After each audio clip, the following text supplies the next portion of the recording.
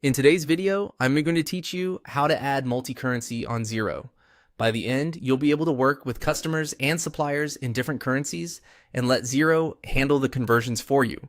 So your invoices, bills, and reports stay accurate. First, sign into the Xero web app and open your organization.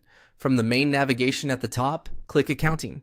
This takes you to the accounting area where you manage the core financial settings that affect how your organization records and reports money.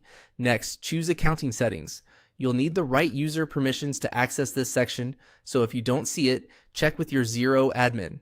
Accounting Settings is where your base currency is defined and where you control which additional currencies your business can use. Your base currency won't change here. You're simply enabling other currencies alongside it. On the Settings page, find and click Currencies. This opens the currency management screen. Think of it as your master list. Everything you add here becomes available when you create invoices, bills, and statements, and when you connect bank accounts that operate in a foreign currency.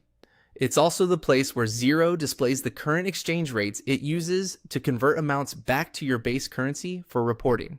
Now click Add Currency. You'll see a searchable list of supported currencies. If you know the three-letter code like EUR, or you can type it to jump straight to it. Otherwise, search by the currency name or the country it's used in.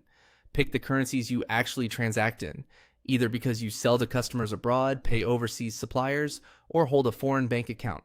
Select a currency from the list. As you choose, think about where it will show up in your workflow. After you add it, you'll be able to raise invoices and bills in that currency, set a contact's default currency so new documents use it automatically, and reconcile foreign currency bank statements correctly. Xero will track realized and unrealized gains and losses based on exchange rate movements in the background. Finally, click Add Currency to confirm. Xero adds the new currency to your list and pulls in the latest exchange rate. From here on, you'll see that currency as an option when you create transactions. If you ever need to review the rates Xero is using, you can come back to the same currencies area.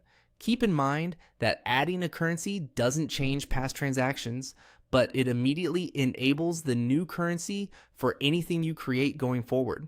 That's it. You clicked Accounting, opened Accounting Settings, went into Currencies, chose Add Currency, selected the one you need, and confirmed.